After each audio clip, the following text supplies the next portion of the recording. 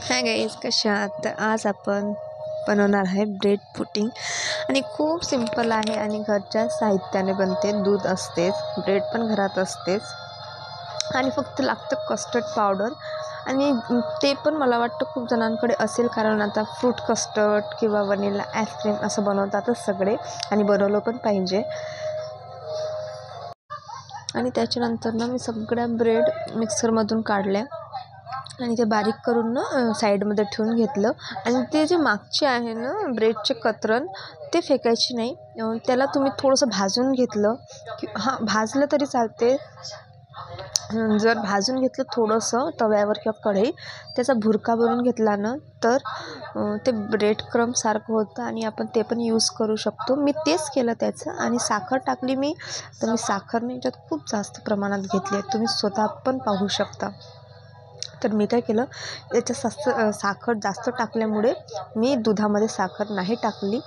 आणि साईडमध्ये पाणी पण बॉइल्ड करायला ठेवलं, कारण याला स्टीम पण करावं लागतं. तुम्ही बेक पण करू शकता, पण माझ्याकडे बेकिंगसाठी असं काहीच साहित्य नाही आहे जसं असते, आणि मला आवडत पण नाही ते बेकिंगसाठी इलेक्ट्रिकचं. तर मी स्टीम करते, किंवा माझ्याकडे एक असं ओव्हन आहे जो गॅसवर पण चालतो, त्याच्यावर मी करते पिझ्झा किंवा काही असं बनवायचं असलं तर. आणि चाचणीचा कलर साखरच्या असा आला पाहिजे.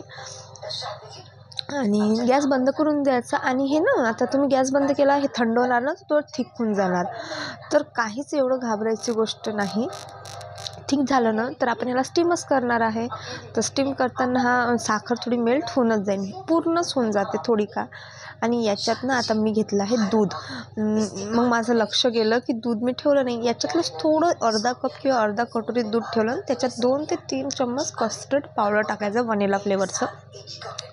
मी टाकलं 2-3 चम्मच टाकलं, जेवढं तुम्हाला असं वाटतं, जेवढ्या क्वांटिटीत तुम्ही बनवत आहेत त्या हिशोबाने. आणि मी रिसेंटली आत्ताच ऑर्डर केलेलं आहे फ्लिपकार्टवरून. आणि फ्लिपकार्ट प्रोडोसीवरून असे खूप आयटम आहे, जसे बेकिंगचे, कुकिंगचे मी ऑर्डर करतच असते. आणि मी आता केलं पण आहे. त्याच्यातलंच हे एक प्रोडक्ट आहे मस्तपैकी. आणि याच्यावर लिहिलं होतं तुम्ही आईस्क्रीम बनवू शकता, केक पण बनवू शकता. तर मी ब्रेड पुडिंग बनवलं. आणि हे मी दुसऱ्यांदा बनवलं आहे, पहिल्यांदा बनवलं होतं, त्याच्यानंतर आत्ता बनवत आहे. आणि ना बघू शकता चम्मच त्याच्या आत पडला. आणि दुधामध्ये ना थोडं असं हलवत राहायचं. आणि दुधामध्ये साखर पण टाकायची, कारण खूप सगळेच गोड खातात, पण मी नाही टाकली. जर सगळं गोड झालं असतं तर खाल्ल्याने जात ते. तर मी याच्यात साखर नाही टाकली, पण तुम्ही साखर नक्की टाका, जेवढी तुम्हाला मिठास हवी तेवढी. चांगलं पण लागेल साखर टाकल्याने. आणि मी साखर नव्हती टाकली, तुम्ही साखर टाका. मी 2-2 वेळा याच्यासाठी सांगत आहे, कारण फिक्कं खाणारे आणि गोड खाणारे चवचा फरक असतो. आणि कस्टर्ड पावडर बघू शकता टाकलेच ना, दूध खूप असं थिक होऊन जातो आणि खूप असे बॉइल्ड होतात त्याला. आणि मला वाटलं अजून थोडंसं असं घेऊन घ्यावं, तर मग मी अजून केलं. आणि बघू शकता कस्टर्ड पावडर खूप थिक झालं.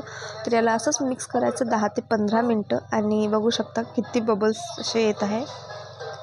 आणि त्याच्यानंतर ब्रेड क्रम्ब असतो ना, ते टाकून द्यायचं ताबडतोब. आणि त्याने पण फिरून घ्यायचं. आणि थोडा वेळ लागतो फिरवायसाठी, मिक्स करायसाठी, तरी चांगलाच वेळ लागतो शिजवायसाठी. आणि त्याच्यातून स्टीम पण करावं लागतं, तर थोडा वेळ लागतो. बघू शकता मिक्स एकसारखं करत आहे, कारण जळायची भीती आहे.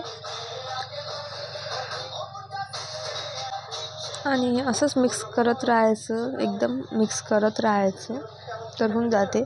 आणि हे शूट मी दुपारून केलं आहे, सकाळी नाही. सगळे कामं जेवण झाले होते आणि मग मी सगळं केलं. आणि त्याच्यानंतर हे बघू शकता शिजत आलं आहे आणि पाणी पण बॉइल्ड झालं आहे. तुमच्याकडचं भांडं वेगळं असेल, केकचं असेल, तुम्ही त्याच्यात करू शकता. माझ्याकडे केकचं पण भांडं नव्हतं, आणि जे होतं मीच स्वतः फेकून टाकलं ते. आणि बघू शकता थोडं कडक झालं आहे, आणि एवढं जास्त गरम होतं की माझं स्वतःचंच लक्ष नाही.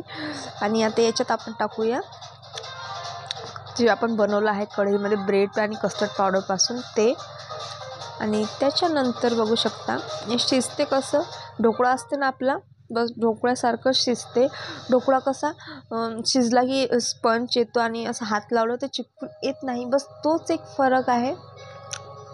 याच्यामध्ये ढोकळा जसं पाण्यावर आपण स्टीम करतो बस तसं स्टीम करायचं आणि तसंच शिजलं का नाही टूथपिक किंवा चाकू काट्याचा चम्मच टाकून पाहायचं. शिजलं की ते माहितीच पडते.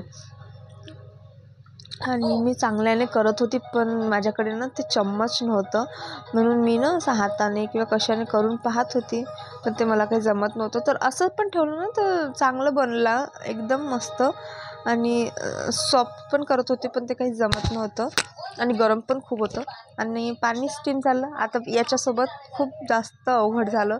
माझ्याकडे ना पाण्यात ठेवायचं स्टँड नाही आहे, तर कसं करायचं तेच विचार. मी खूप प्रकारचे स्टाईल पाहिल्या. पाण्यात तशी ताट ठेवली, मग तशी ठेवली, खूप ट्राय केलं. पण असं वाटते की मला स्टँड घ्यावं लागेल आता तो, आणि मी घेणार पण. मी आधी असं ठेवलं, मग ना ते आपापच अशी ताट पडून गेली ती. फिट नव्हतं भरलं ना एकदम फिट्ट झाकण, म्हणून ते तसं पडलं होतं. मग मी डबल काढलं आणि दुसरी ताट टाकली. असं करता करताच कधी 15 ते 20 मिनटं गेले माझं लक्ष पण नाही. आणि त्याच्यात शिजायला याला कमीत कमी 30 मिनटं लागतात. जसं ढोकळा शिजतो तसाच, जास्त काही नाही.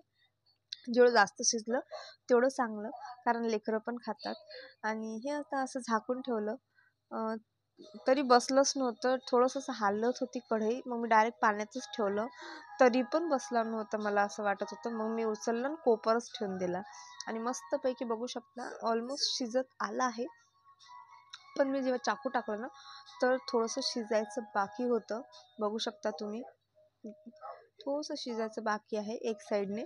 बस ते शिजायसाठी आपण अजून त्याला 10 ते 15 मिनटं ठेवूया, मग ते ऑलमोस्ट शिजून जाईल. आणि आता बघू शकता सगळं शिजून घेतलं.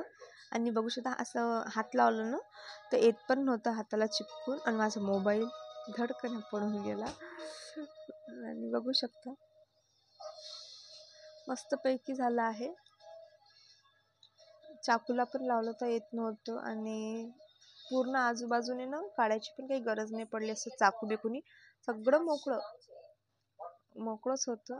आणि ताटात घेतलं की एकदम बरोबर निघालं पण ते. असं काही स्ट्रगल नाही केलं लागलं की असं इथून तिथून. आणि मी थंड होऊ दिलं कमीत कमी 10 ते 20 मिनटं मी थंड होऊ दिलं. मग मी हातानेच करायला गेली, गरम खूप होता म्हणून.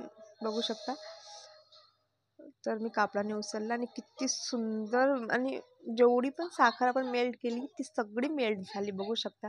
आणि इतकं सुंदर चीज केक कसा असतो तसाच लागत होता, त्याच्याहून पण चांगलं. आणि घरचं बनवलेलं आहे फ्रेश एकदम, तर मग चांगलंच लागेल. आणि तुम्ही कट करून पहा किती सुंदर दिसत आहे. आणि मग मी असं ना पहिले याच्यात घेतलं आणि सगळ्यांना दिलं, असं काही नाही एकटीनेच खाल्लं. आणि मग मी पण घेतलं. आणि आवडलं असेल तर नक्कीच लाईक करा.